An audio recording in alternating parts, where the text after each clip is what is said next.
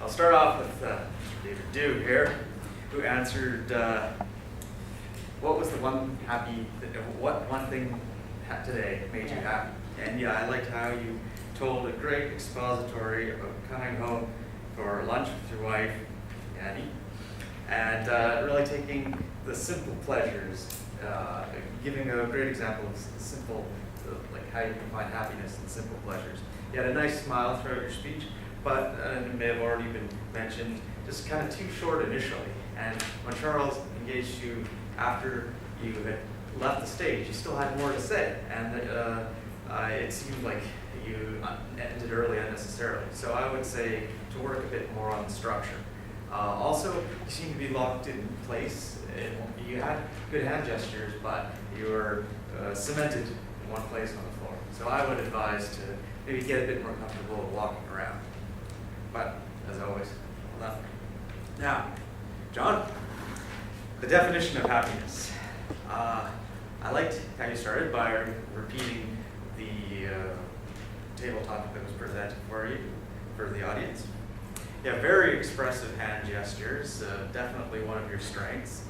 I felt that at times you had touch and go or on and off eye contact. There were times I saw you kind of either looking down at your hands or looking at the floor, but then at other times you were engaging people, so it just seemed a little inconsistent.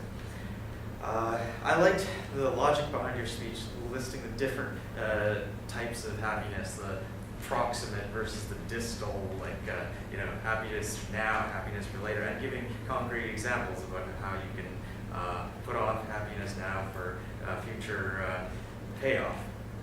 So yeah, good logical explanation. I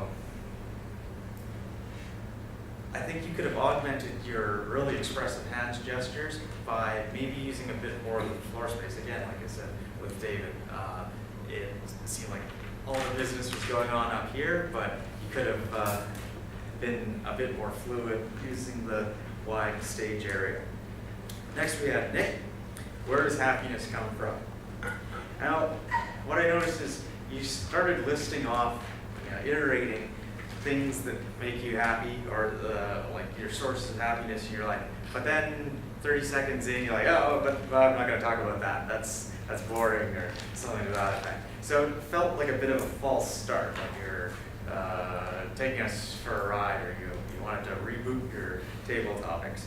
That said, once you did get into your storytelling about having your water salted, you brought home like a really profound note that, well, you can get happiness from like the collective, or the happiness of others makes you happy. And that was like the take-home message of your table topics. So that was really strong.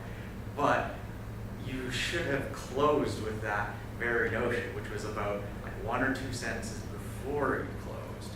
And then you left, as was mentioned, with "that is my speech," which I felt wasn't anywhere near as strong as like the theme that you were expressing with your storytelling.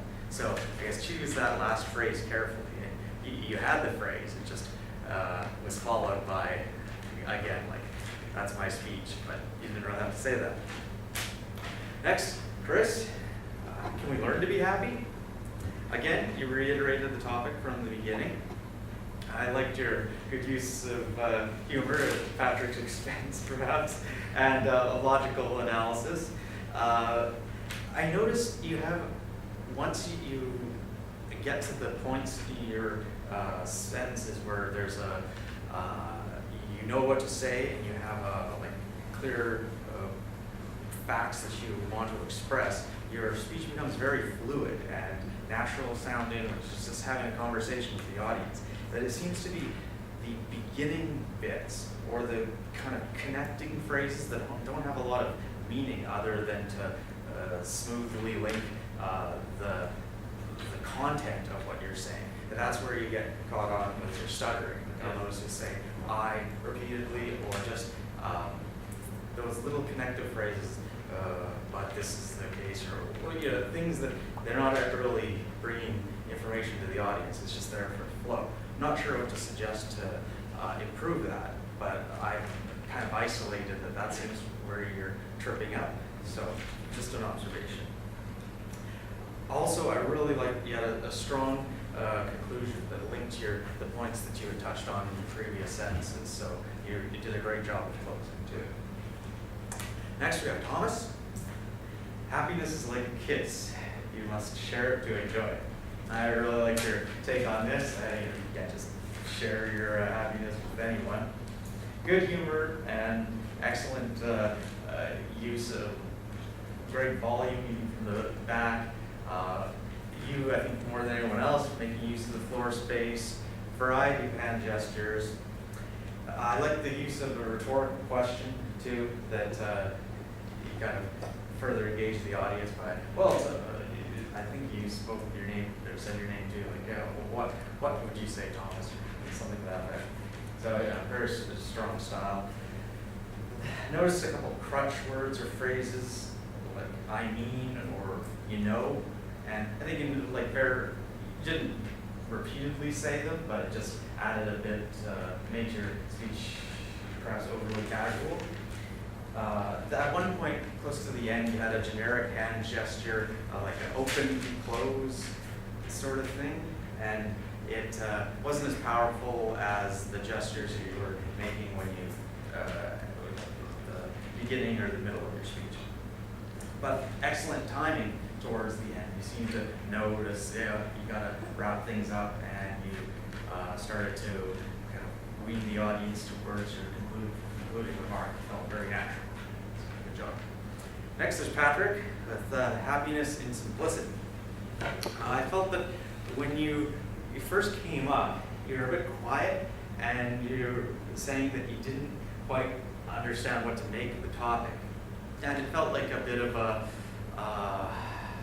diminished or muted start, that even if you didn't know what to make of the topic, you could have just said so with your full-on stage voice, and maybe think of it as like as soon as you come down to the stage, it's like you're on, rather than having this start where it's kind of, let's kind of figure out things, but still all the eyes are on you.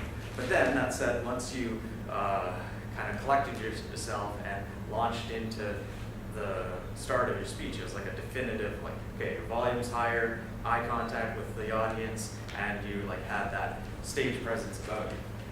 So I would just suggest start that from the get-go as soon as you come down. Variety of body gestures and a good smile and eye contact. I think could have also benefited from a bit stronger of a conclusion.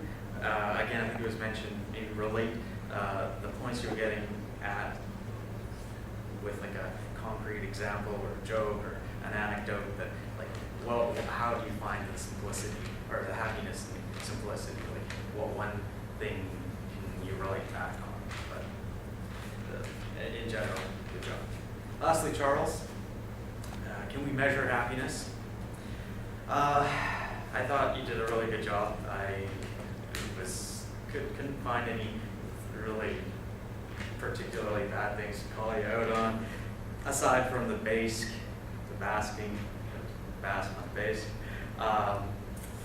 I liked how you engaged the audience directly, like you, hey Nick, like, and you provided an example, like to kind of question right to the audience. I felt that maybe you were a bit too close to the front row, like from where I was sitting. It was great, like you were making eye contact in the rear, but it felt like maybe if I was sitting down here, I would be like missing out a bit on your speech. Although you did engage Nick, so maybe it's my interpretation. And I like the profound insight that the very act of measuring happiness makes for unhappiness. That like the competition is intrinsically unhappy. And the phrase you use for your conclusion, is it worth measuring happiness, or is that happiness? No, not at all. And that was closing remark. I thought that was very simple, but you drilled the message home. Well done. Well done to everyone who heard this.